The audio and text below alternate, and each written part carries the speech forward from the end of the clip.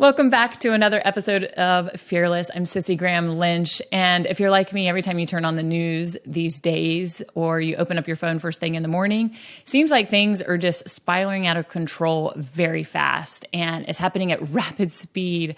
Every day I have a friend texting me like a news story or just saying this country's sinking so fast and they're worried. But especially when it comes to the subject of the LGBTQ community, especially transgender lately. Of course, I just had an episode of An Elephant in the Room talking about this subject, but with everything happening in the news, I was just going to follow it up because it really seems like we are in chaos right now. It is mass confusion. Every day we turn on the news, we see headlines like Minnesota teachers will be required to affirm transgender ideology. The University of Cambridge dean defended a chapel sermon suggesting Jesus was transgender. Of course, we've seen Bud Light, and they have now partnered with a trans influencer. Girls volleyball team banned from locker room over complaint about transgender student. Vermont school loses eligibility to compete due to discrimination of trans athletes. I mean, these are things that we are reading and hearing every single day, and the headlines, they're just pouring in. And of course, we're in the aftermath of the horrific school shooting in Nashville at the Christian school where the shooter was a female but identified as a male. And in the wake of the shooting, we have Democrats in Washington right now reintroducing the Transgender Bill of Rights. And it's amazing when, this is just a little bit of a side note, when a mass shooting happens, of course, the far left, they want gun control. And then a mass shooting happens by a transgender, the script kind of flips and it changes.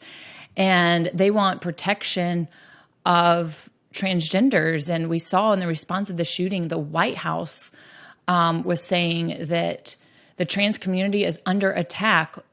And they've never even recognized that Christians being under attack. Just a fact that Christians are the most persecuted group in the world. That's just a side note that just baffled me in all of this. But that's how the evil one works. That's how Satan works, using the calamity to push all the radical agendas, especially when it comes to this. Instead of recognizing the mental illness, they have pushed all their agendas through all the calamity and through the chaos. Another head-scratching, bizarre way of the left is we're all talking about mental health these days. I've recently kind of talked about that with my last pregnancy and the severe depression. But anytime you see celebrities now talking about mental health, especially after the wake of 2020 and COVID, that's something we've come to recognize. But it's crazy to me that a man with male parts, I'll be careful what I say here because I don't know if you're listening to this in the car with your children, but a man with male parts can call himself a woman, and we don't think that that's mentally unstable. Instead, our nation is affirming that, and we're telling them that that's completely like normal. And just, as Christians, that's not loving our neighbor. Affirming something that is completely wrong, affirming something that is a mental issue, that is wrong, and that's not loving our neighbor. But with all the confusion and chaos, there is one young lady who has been fearless, especially when it comes to women's sports. And I know that she didn't ever see herself in the spotlight for this just a couple years ago, but that's Riley Gaines. That's a name that most of us have probably heard even last year when her name was in the headlines, but especially in the recent weeks as she has really gone to bat. She has stood alone when it comes to women's sports and protecting women's sports. If you're not aware of her name and you haven't heard it, she's a 12-time All-American swimmer with 5 SEC titles, and she was a successful female swimmer at the University of Kentucky. I first started hearing her name, one of my colleagues that works at Samaritan's Purse and BGA, his daughter was a teammate of hers. But Riley's entire life was changed when she was forced to share a locker room and then had to compete against a biological male, Leah Thomas, at the 2022 NCAA Women's Swimming Championship. I think if we can remember back then, we all remember seeing her face just as this boy got the award. You think of how many hours Riley Gaines or other female athletes in college have spent training and perfecting their craft, perfecting their sport, especially swimmers. They get there at 4 or 5 in the morning. You think of their parents, those early years in elementary school, and dads taking their girls to these swim meets, long weekends, all the hours that they put in the pool. And for her, she wasn't going to, this was it. This is the pinnacle of her career, was college.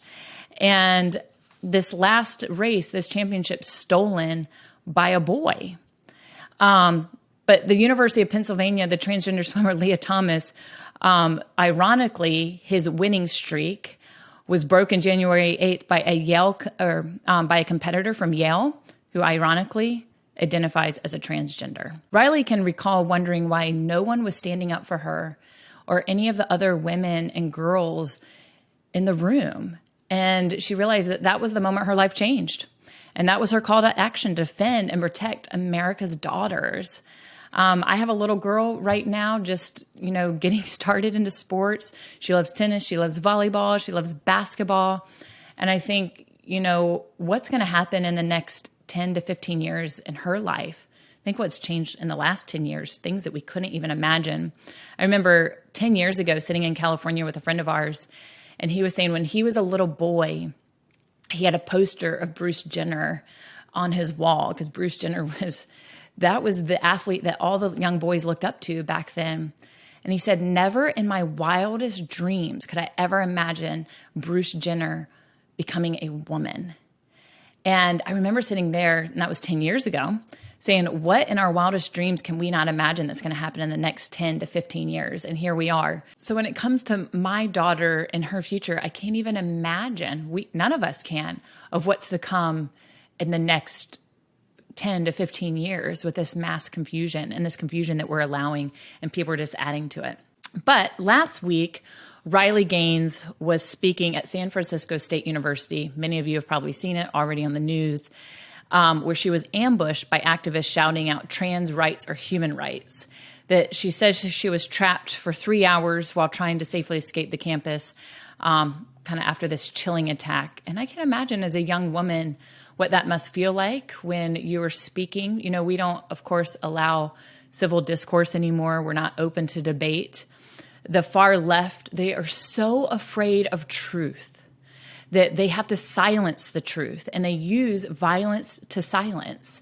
And we're seeing that more and more, not just on this subject, but on many other subjects, where if it's conservatives or Christians out to speak at college campuses, that they are using violence and threats to silence people. The university came out and they did have a response, and they replied with a statement. I read it yesterday, of just saying that they welcome all diversity and inclusion, and they were so thankful for the peaceful protest. And Riley's like, what? This was not peaceful. Not when they're threatening me and ambushing me and attacking me. But we're starting to see this quite often and every day. And through all of this, I cannot believe that she has stood alone. Over the last, year, I've been wondering, where are the female athletes? Why is it a college girl taking a stand, and these high school students like we saw recently in Vermont, where it was a basketball team, a private school, and they were playing against another team that had a transgender, a male identifying as a girl, was playing against them. Well, basketball is a physical sport. It comes down to their safety, and the school, forfeited their game and didn't play, but then they were penalized and they couldn't compete anymore.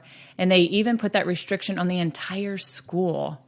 So, but I was so proud, those have severe consequences. We're going to talk about that in a little bit, that when we stand fearless, when we take a stand for things, there are going to be consequences. The world will hate it. But I see these high school girls, it's because it's their championships being taken away. It's their safety that is at risk. So I'm so thankful, and I've just have been disappointed in so many professional athletes, women, because they've reached the pinnacle of their career. This is not going to affect them, and they have stood silent. I was also proud of this. Bethany Hamilton did take a stand on her social media. I remember scrolling through, I follow Bethany and being like, wow, because that is something that is probably so far out of her comfort zone to address a topic like this. She doesn't get into politics. She doesn't get into much of the culture. She's just there to talk about surfing and just positive messaging for young girls of overcoming adversity. But I was so impressed. And she does ask simple questions. in her thing of addressing when the World Surf League's professional tour began to allow biological males who identify as women to compete against female surfers. And she was asking simple questions that we need to be asking. Is a hormone level an honest and accurate depiction that someone indeed is a male or female? Is it really that simple? How is this rule playing out in other sports like swimming, running? Should there have been a conversation with 17 women and all the men on tour prior to the rule change such as this? And she goes, and who is pushing for such a huge change? And these are just simple questions that should have been asked. So I'm proud of her.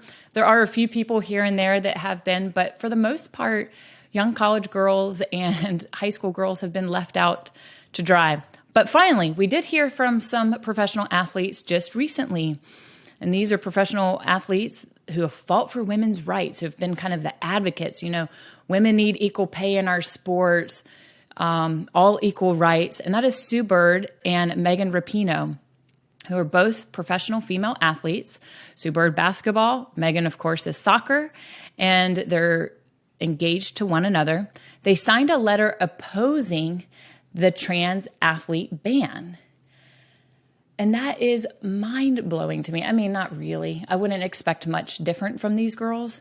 But the logic of it does not make any sense. That these are women who have fought for equal rights in sports.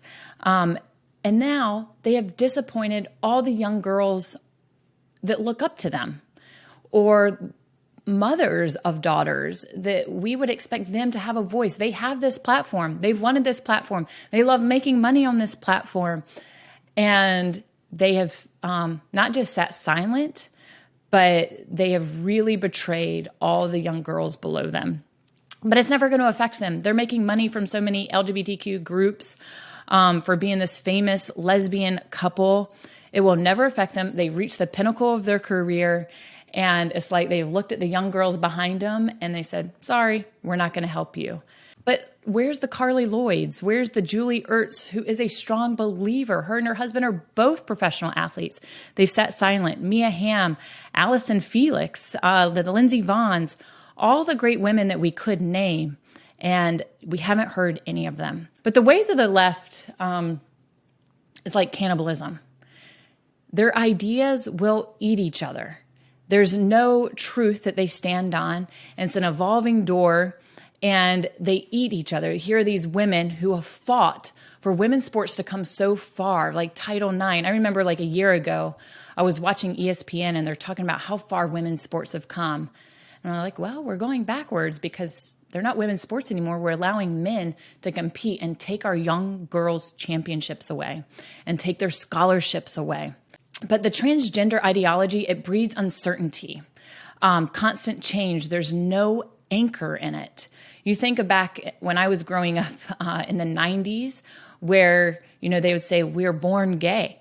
Science, we are born gay. And they had no scientific proof.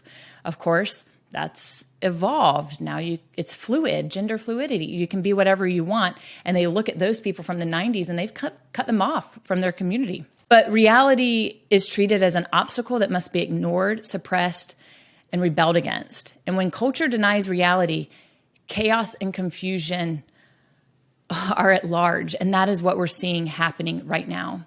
There's no limits. It can morph. It can mean anything that the mind can fathom. So what happens with insane ideas like transferring a male sex offender who identifies as a woman to a female prison? Placing a male sex offender in a women's shelter is suddenly pushed by media and activists, and we've seen the consequences of all of that. We've seen women being raped in prison and in these shelters. And all this ideology is ultimately collapses on itself, bringing greater harm that are all involved. Just like I said, these ideas, they end up eating each other up. These women who have fought for women's rights and LGBTQ rights, now they're allowing men in their spaces, their scholarships, they'll be gone. Their championships, gone. But I think of this story last year, it was a couple years ago. We were at Universal Studios with my family. And my son, Austin, was too little to ride Haggard's motorcycle ride.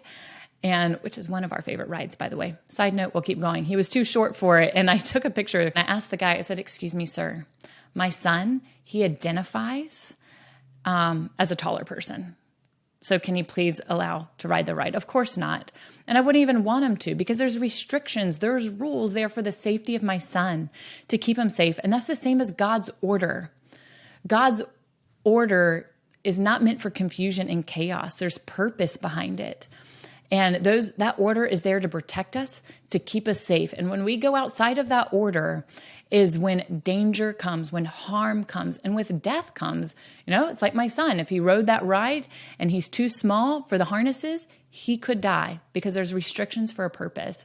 And it's the same with God's love and God's standards. But once again, I'm so proud of Riley Gaines, who has really taken just this lonely stand to protect American girls against the woke left and their gender-denying ideology. And other college girls, other high school girls have taken a stand. They've been strong. They have been fearless, while professional athletes have been so scared to take a stand because they know that they could lose it. The violent mob would come after them and they could lose their careers, and there's too much to lose. And they have sat silent, and shame on them. But when we look at it, it's like science. What science? We look at the far left, they were always about science. But why do we need biology? They just have thrown it out the window. But if we simply look at 75 years at Olympic records for men and women, you don't need any new scientific evidence to show the unfairness of men competing in women's sports, stealing their championships, their scholarships, and opportunities from women. Male athletes are at an advantage. It's just like when I go to the gym, my trainer, because we're in male and female big boot camp, he says, "Hey, women," he'll give a suggestion of what weights we might want, and he gives a suggestion of what men might want, because it's science. Men are built differently, and nobody in that gym takes offense to that. But male athletes are at an advantage. In 2017, for example, more than 5,000 males ran 400 meters faster than the personal best of female Olympic gold medalists like Richards Ross and Allison Felix. From 2017 to 2019, 2 male athletes stole 15 state track championship records in Connecticut that were previously held by 9 different girls. I think this is a funny story. I hadn't heard this. Somebody just sent it to me. Back in 2017, the U.S. women's national soccer team, which Megan Rapinoe played on, they lost to the boys in Dallas FC team 15 and under when they played. And of course, they were saying, well, we weren't playing very hard. I think the score was like 5-2 or something like that of these young boys. So you would think that she herself might rethink allowing guys to transfer into women's sports when 15-year-old boys were beating the U.S. women's soccer team. But of course, biology still exists and it still matters, and we cannot ignore it. But the far left, they've thrown it out the window. It does not matter. But how about our safety? When you think of the safety and privacy issues of like male wrestlers and boxers and basketball and volleyball players, those are intense sports. It's like that Vermont team in basketball. I would think if my basketball team in high school, yes, I did play basketball, by the way, went up against the boys varsity basketball team. At the time, my high school boyfriend played basketball there. He was 6'4", 6'5", and if I had to go up against him, I mean, that's just physical harm that is brought against girls, but also just like their personal safety and locker rooms. Somebody sent me, my colleague Todd, who's often helping me with some of these topics, he sent me this video and I started dying laughing because it's insanity. It really is, but we're thinking this is normal. It was a Women's USA powerlifting guy who identifies as a woman. And he's been placing in all these championships. There's a YouTube video of him complaining and mocking women of how weak they are when it comes to their bench press. And we laugh because we think it's insanity, but it's not to the world. This is a serious issue that we're facing. And every week there's a new story of a female athlete triggered by a male pretending to be a female, exposing themselves in a locker room. And let's be honest, men who really want to like dominate women, they would love these gender bending craze that we're in as a nation. because it opens up a whole new door of opportunities for them to exploit privacy, dominance, and notoriety. You think nobody knew who Leah Thomas was. He couldn't win in the male division. Of course, he goes to women. Everybody knows who he is now. I mean, this is it's sad that we're talking about this on Fearless today. Men who are just cowards, who are weak men, think that they can come. They're making fun of women being stronger. Like, I think, what kind of man, the audacity to go take a championship away from a woman and he feels good about himself. And we're treating them like they're courageous heroes. Just look at the trans influencer who Bud Light just endorsed. And this person says that they're a woman. This is just nonsense. They're becoming famous, and all these companies who have gone woke are giving them a lot of money, so they're getting rich off this chaos. But when I started Fearless, it really was about issues like this, that how do we as Christians, this is the problem. This is the world we're in, and it's sad. It is sad that we are raising our children with this reality. So how do we as Christians respond to all of this? How do we respond to this confusion, these lies, this hatred that is spreading? And we have to remember, 1 Corinthians 14:33 says that God is a God of order. He's not a God of confusion. He's a God of peace. And we see in this world that we don't have peace. We're pushing all this crazy, confusing agenda, this radical agenda. And that's not who God is. He's not a God of confusion, but he's a God of peace. And that God has given us an order. He has a merciful design and a purpose for things, including his design and his purpose for you, for me, for all of us, male and female. He's got a purpose for. And all the transgender ideology, it pushes an uncertainty. It's pushing confusion on young children who are asking questions where we need to be there for them. And that just says we need to be a people who are calm, who are loving, and who firmly stand their ground on truth and on grace. My heart hurts for young people growing up today, that these ideologies, these radical agendas are being pushed on them in school at a young age, even at kindergarten. We now have parents who have grown up with this ideology, who are now, they don't want to identify the sex of their baby even when they're born. So that is child abuse. That would have been child abuse, but now we think it's some progressive enlightenment. My heart hurts for that. I think of young girls who were tomboys, and we can't even have tomboys in our culture anymore because we would say, oh, maybe they're a boy. Like my mother was the biggest tomboy. She'll say she beat all the boys in the sports. She used to say as a kid that she hated being a girl. She wanted to compete and play football and do all that stuff. And she'll tell you if she had grown up in today's time, she would have been told that she was meant to be a boy. And she just says how thankful, she was that she didn't grow up in the time like this. We're not allowed to have tomboys anymore. We're giving children, hormone blockers, want to change their sex at a young age when they can't even decide what they want to eat and drink at night. So it's just, my heart hurts for them, and we need to be loving and calm and addressing these issues that sadly this generation's having to face. When it comes to loving, that doesn't mean we affirm. We're to love one another. We're to love our neighbor, as the scripture says. And when we're loving somebody, that doesn't affirm their craziness, how Satan is working in their lives. It's like with somebody with schizophrenia who thinks their neighbor might be off and trying to kill them. We wouldn't say, yes, you're right, your neighbor's trying to kill you. No, we would speak truth into them and remind them that no one is trying to kill them. It's like I've shared here on Fearless before that I had an eating disorder. I didn't have my friends coming up and affirming that eating disorder, saying, Cissie, you should keep taking those pills that harm your body. Hey, I wouldn't go tell my friends who are bulimic, just keep throwing up. No, we would confront that and help them walk through it and stand on truth. And the world has neglected truth. We think loving them is affirming just wicked and evil ideas. And one thing as Christians, I want to remind you, we are not to use somebody's preferred pronouns that goes against their biological sex. I have never used preferred pronouns. I teach my kids respect and to love. I teach them where I'm from the South. Yes, ma'am, no, ma'am. But you better believe I'm even teaching it more now when they're telling us we can't say sir or ma'am anymore in restaurants. But like if I go into a coffee shop and I see a man that's dressed like a woman, I say, thank you, sir. And I do it in a respectful way. I don't do it to try to like prove a point and to be ugly. But I will never affirm a lie that they are living. Rosaria Butterfield, who I've quoted here on Fearless before, she was a former lesbian, a professor.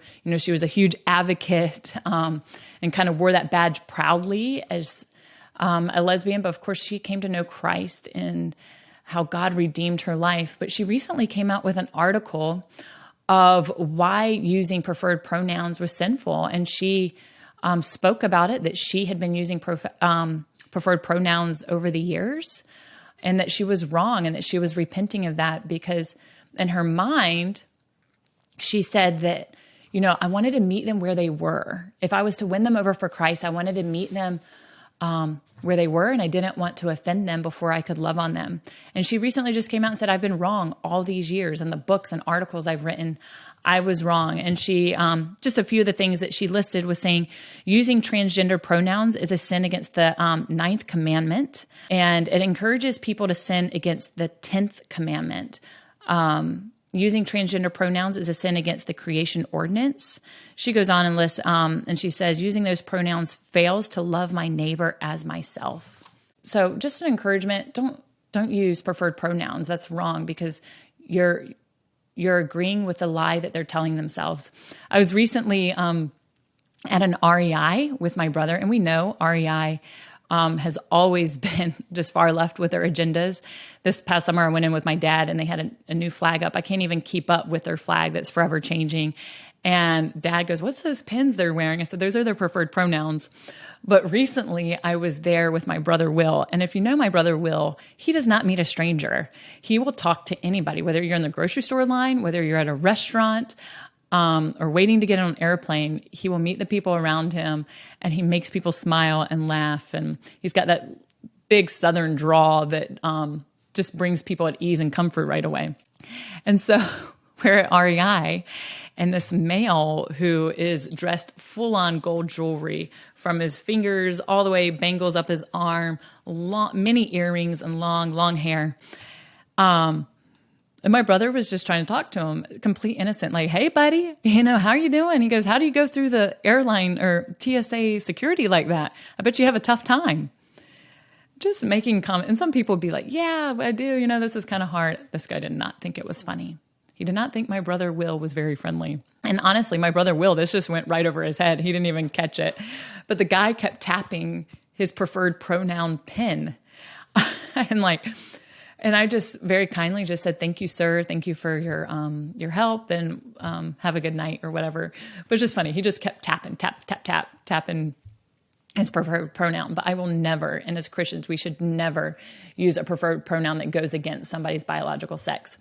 But know that we have to take a stand.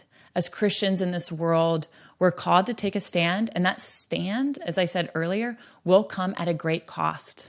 It's like that Vermont Christian school. Their stand affected the other kids in their school, and our stand will affect those around us.